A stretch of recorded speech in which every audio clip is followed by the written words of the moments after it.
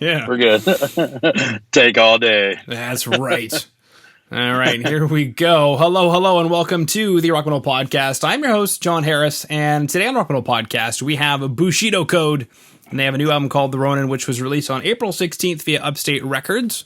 And right now I'm being joined by Mike to share some more information about this release, and it sounds like there's some other very cool things going on. We've got some help from Hardcore Worldwide, so Mike and I were actually just chatting about that in the pre-roll. We'll probably continue to chat about that quite a bit, because it's getting the boys some well-needed respect globally. So, Mike, welcome to the show. Thank you. Thanks for having us, man. We're stoked to be here. I am. Okay. Well, I hope the other guys are stoked in spirit. They're stoked, but they're probably sleeping right now or tattooing. Who knows? Very true. Okay. Now, actually, something you mentioned in the beginning was that you're in North Carolina. The rest of the guys are in PA. I'm actually a little bit curious how that's been working out or not working out for you guys the last little bit here. Yeah, well, we've all been friends for a very long time. I mean, I've known Derek since he was in the Eyes of, before he was ever in Fury of 5, and Sean and Rocco and Kyle's in X Represent X and some other bands. So we've all kind of known each other, especially me, Derek, and Sean, for a long time. And we just decided to be in this band because Derek came to me and said, like, after he was done with Fury of 5, he was like, I'm gonna be in one more band. This is the last band I'm gonna be in. And he's like one of my best friends and probably one of the best guitarists I know personally. So I was like, okay, whatever, I'm in. We'll make it work.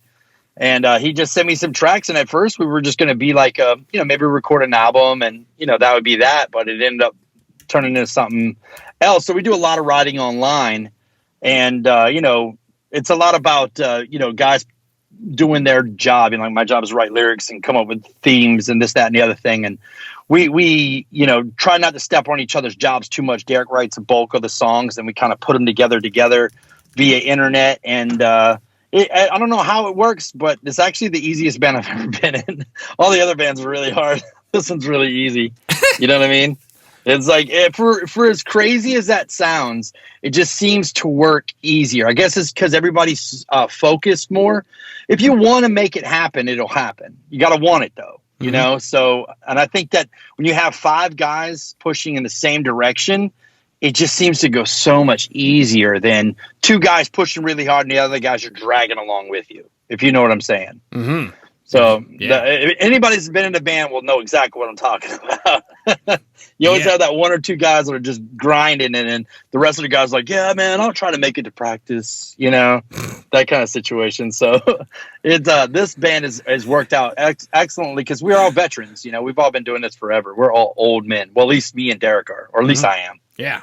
I was trying to drag him in there with me, but I just can't. Yeah, you don't look like a day past 35, Mike. Yeah, sure. Yeah, whatever you say, boss. Yeah. Uh-huh.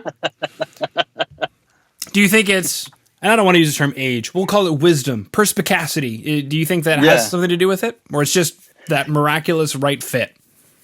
Well, I think it's a little bit of all of it. I mean, I don't think you could do this band at 23 years old, or if it was your second band you ever did, you couldn't do a band that lived in different states and like this. You gotta know your craft. You have to have your craft honed in, and I think not only that, you have to have experience enough to know what your place is in that music. Is not in this band. Is not a lot of guys trying to be like, I'm the primary songwriter. It's even Derek is like, I'm not the primary songwriter, but he kind of is. He writes the riffs, but we all just focus. It's easier if you just break it down and focus on your one job. Like my job is to write lyrics and create patterns and create a storyline. And when I focus on that, it kind of just seems to go easier that way than trying to, put a tour together and, the bass sound doesn't sound great and the drums need to sound like this. So it's if everybody just focuses on their thing, it just seems easier.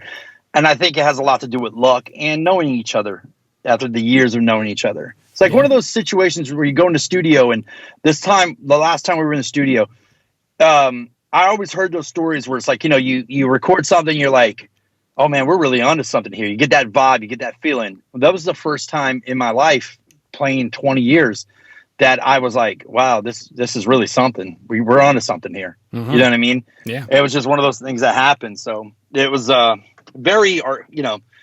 I guess, organic, if you want to say that way, I guess, maybe. Mm-hmm. I don't know. That's the best word to describe it, but it seems to work. And we're just going to ride that puppy until the wheels fall off. You know? Guys, you think we should stop and tighten the wheels? No! Keep No, going. no. Just keep going. Keep We're going. going to drop the tranny and all. Just going to go. Right. Yeah. I don't want to mess with it. We're going to end in the complete disaster, you know? That's right. If it ain't broke, don't fix it. Yeah, it's like just this is in horribly somehow. It's crash and burn, boys. That's the only way to go out. That's right. Now you mentioned that you're in charge of lyrics and coming up with themes. So my next question is going to be the Ronin. What is there? Is it a concept record? Is there a theme to it? What's this about? Oh, it's totally a theme. What we wanted to do was, when Derek came to me with this idea about doing something more traditional thrash metal, like I was like, oh, he wants to do a metal band. And this is prior to him showing me any music. He was like, I have this idea. I want to do a straight metal band. And I was like, okay, cool. I have in my head, you have all these ideas. It's going to sound like this. It's going to sound like that. And when he sent me the music, I was like, oh, okay. We're going to go back to playing the thrash metal we grew up listening to in 1997, Yeah. And when he sent me the music, I was a little skeptical, but I was like, yo, I think this would be really cool. Cause it was kind of coming off the whims of bands like Power Trip and stuff like that. And I always loved thrash metal. That's where I broke my teeth. That's where I started. So I was like, this is cool. But if we do this, I want to bring back like the things that I loved in thrash metal when I was a kid, and metal, like bands like Maiden and Megadeth and these bands, they had these characters and these cool storylines and this crazy imagery attached to the band. And it was like, I remember being an Iron Maiden t-shirt fan before I was ever an Iron Maiden fan. You know what I mean? Mm-hmm. And so I was like, yo, let's have some fun with this. Let's do something, bring it back and give back to kids what we had when we were younger that kind of isn't really around anymore. You have like over the top bands like, Behemoth and Slipknot and Cradle of Filth and stuff like that. But none of them were as captivating, in my opinion, this is just my opinion, as like, the characters, the characters in like Maiden with Eddie and Megadeth and just the imagery with Metallica and Anthrax and all those cool bands. I just thought they were so cool. Metal Church and those bands. So we try to kind of bring that traditional thing out. And then Derek came up with the idea of Bushido Code from a movie he watched. It's an old samurai movie. It's really B film. It's super cool. And we kind of came up with this idea. And we all worked in tattoo shops. Derek's a tattooist. I've worked in tattoo shops since I was a kid. So we were all like, super into Japanese culture and art, had a lot of respect for it. So I was like, yo, let's just do this whole samurai thing and like just kind of take it to the next level and create this whole like reality with it, but have it intertwined in like almost a modern society kind of thing. So we could talk about real life issues like racism and imperialism and all these things that we care about, but kind of making people look in the mirror in a fantasy driven kind of way. Does that make any sense, or is that super nerdy? That's super nerdy. Pretty sure. But I actually didn't think it was nerdy until you mentioned it, and now I can't get it out of my head, Mike. Sorry. Well, that's what you get for letting me go on a tangent like that, man. It's your fault, really. I will take full credit for that little mishap right there. So I guess my next question is this album then at all related to 2020, where we saw a lot of these things really coming to the surface? That definitely. I mean, that was the big driving point behind it. The idea, and I'm so glad you picked that up. Like a lot of people like let that slide by. They don't really, kind of grab that up. But that's the real culprit behind it. With songs like Sentient Coward's Rod, is the greed involved in our political system and just greed in general. It was a way for me to take a look in the mirror at myself even, and look at society, take a look at themselves in the mirror, but putting it with a real kind of if you had this guy behind you that was ready to cut your head off at any break of your moral value, how many of us would have heads? You know what I'm saying? Mm-hmm. It was that whole concept, and I think we'd be a lot of headless dudes in the world. Yeah, be a lot of shoulders. Yeah, a lot of shoulders. I mean, even myself. I mean, it's not that I'm better. It was never meant to be like we're better than this person or that person. It was just a true look at oneself and saying, hey, look, am I greed driven? Am I guilty of my own lack of benevolence? Compassion.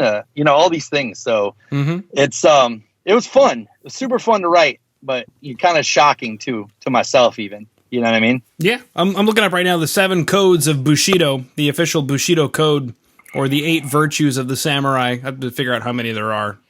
But there's actually there's varies, because actually the first 2 EPs we put out, the Dying Virtues Volume 1 and Volume 2, they're actually, each song is one of the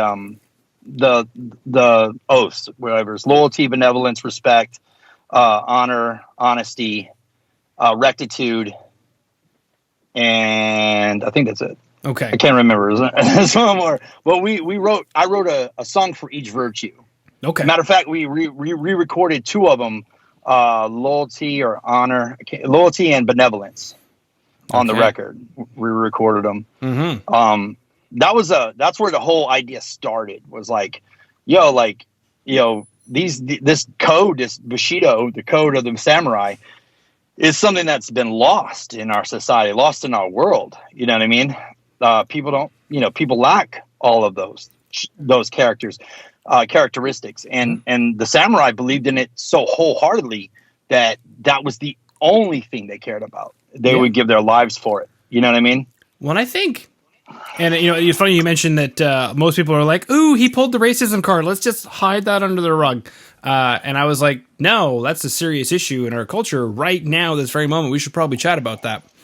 Absolutely. It's one of the most important things to me. As being a hardcore kid growing up in the South, of all places, I mean, fighting Nazis was an everyday thing. You know what I mean? Yeah. For us down here, especially being a straight edge guy living in the South, surrounded by racism 24/7. And, being a person who worshiped the Bad Brains, worshiped the Cro-Mags, just was so involved in that. It was really hard here to hear people throw out racial slurs and be so racist. And, in my work today, I deal with it every day. Just, racism on top of race, and people don't even realize they're being racist. It's so crazy, but it's such an important subject that people are so scared to talk about these days. You know what I mean? Mm-hmm. And I think it's so important that we do face it and say, hey, look, you got to look at yourself in the mirror, really look at your heart, see where your heart's at as a person. And if hate lives there, you got to bury it or get rid of it. You know what I mean? There's no place for it in this world. There's just not. Yeah. You know what I mean? Mm-hmm. So. Well, and something I was going to say there, Mike, was these codes, these virtues, however they're referred to, these characteristics, they're plastered on the wall everywhere. So it's not like we don't have them. We're just not living by them anymore. We forgot. Yeah. We forgot. I mean, but it's not the, it's so cool that you say that, because like in my mind, it's like funny what you go through in a day, and you're in the back of your mind is running, but you're just going through your everyday life.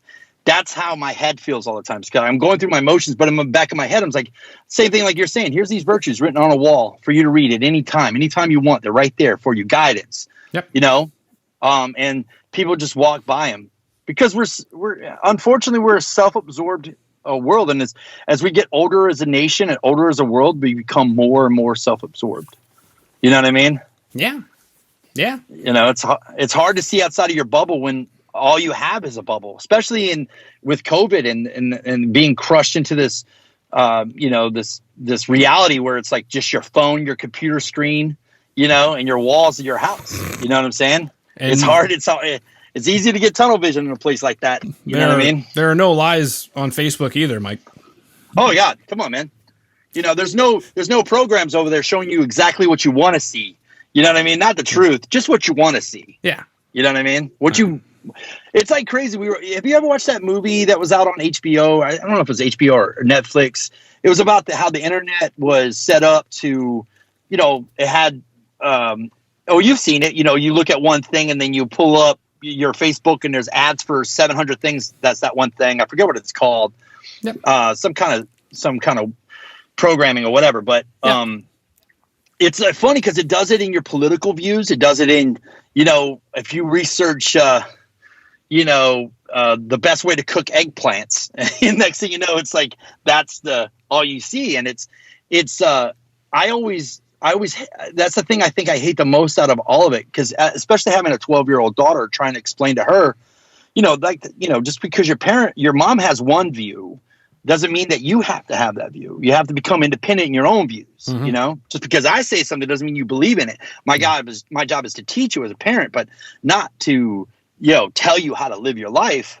I would be contradicting everything I ever stood for if I did that, Yeah. So it's being a parent, being a human being today is rough enough, but being a parent on top of it is even rougher. But I think the idea of music was always, and for me it woke my eyes up. Bands like Suicidal Tendencies changed my life. That band made me feel like I wasn't alone anymore. And that feeling captured me, and I'm in my 40s now, and it still motivates me to write music to this day. Wow. You know what I mean? Mm-hmm. So it's just how things impact, how certain things impact an individual's life. And, to even what you're doing, man, like what you're doing is just asking some hard questions right now that people might not want to hear the answers of. And I respect that. You know what I mean? Well, thank you, sir. Yeah, but it's definitely something that obviously exploded in 2020 and then is carried over into now. And as a more recent story, I do a traditional style of Kung Fu. My instructor is Chinese, and he has family who have started coming to class as best as they can with all the restrictions that normally weren't interested in learning martial arts because they're legitimately afraid that they're going to be beaten for being Chinese. Yeah, because the Chinese gave us the virus. How insane is that? I know. Like, it's so insane. Oh, God. And people actually believe this monstrosity of a lie. Yeah. It's like somebody even got onto us the other day. It was like trying to kind of insinuate that we were appropriating culture through the band. And I was like, that is so insane to me.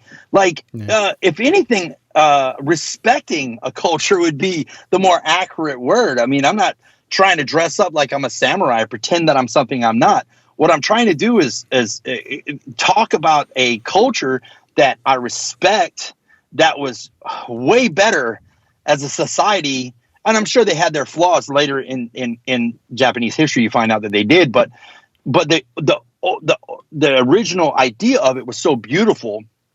And it was just, how is that a bad thing? And people try to turn good things into bad things all the time. Mm-hmm. But just trying to beat up a race of people just because some guy in orange skin tells you it's their fault is the most insane thing I've ever heard in my life. That's just, it's like, it's just crazy. You know what I mean? I know. Like, people with orange skin should be trustworthy because they have orange skin, Mike. Orange skin. Right, exactly. Yeah. Yeah, they live in Florida. Fucking idiot. Yeah. I can't stand. That's the most embarrassing part about being American. I remember when he first, and I mean, I'm sure if anybody I live in the South where a lot of Republicans are, but these people drive me crazy because it's like not about politics anymore. It's about fascism. It's about, it's crazy, dude. Yep. And I was like, you guys didn't learn from World War II with Hitler, what fascists do? Okay. Well, you guys should pay attention. Read a book. Try that. Yep. and more than just one book, but yeah, exactly. Well, and the other interesting thing as well, like I was walking by a church. You know how churches have little slogans on the outside, and sometimes they're really quite meaningful, and you're like, oh, cool, I learned something today, thank you. And other times it's like, okay, thanks for that. Thanks for broadcasting that to the world. And there was a church I was walking by that had broadcast to the world the scripture that you should love good and hate evil. And I couldn't help but think to myself, what I've witnessed in the last year and a half is that people are doing that, but they're coming up with their own definition of what evil is and their own definition of what good is. And here we are. Yeah, you nailed it. I mean, I think that that's the biggest problem in the world today is that everybody has their I believe in this unless you disagree. It's like, that's the problem with, cancer culture, in my opinion. Like I even heard Jotham say from Wisdom and Chains one time that he's like, these cancer culture guys, these people who are just canceling people out, they're like almost as bad as the skinheads were when we were kids, being white power dude trying to come to show and bully us around. Yeah. I mean, it's not much difference. It's like, oh, you can believe whatever you want to as long as I don't agree. As long as I agree, but as soon as I disagree, then you're wrong. Yeah. It's like this. We were just talking about this today about the election. People talking about the American election. Trump was robbed. Well, what proof? What proof do you have? Mm-hmm. You know what I mean? Yeah. None. Okay, then. So you just think that he fit. So then, therefore, it is reality. Yep. And like the gas crisis that's going on in America right now. Oh, look, Biden's in presidency, and this is what happens. And I'm not a Democrat, but I'm just like, how is that even kind of his fault? Like, that's how they get you, Mike. That's how they get you. You vote Democrat, and the gas prices go up. That's it. Gas prices go up. Yeah. There wasn't a cyber hack on.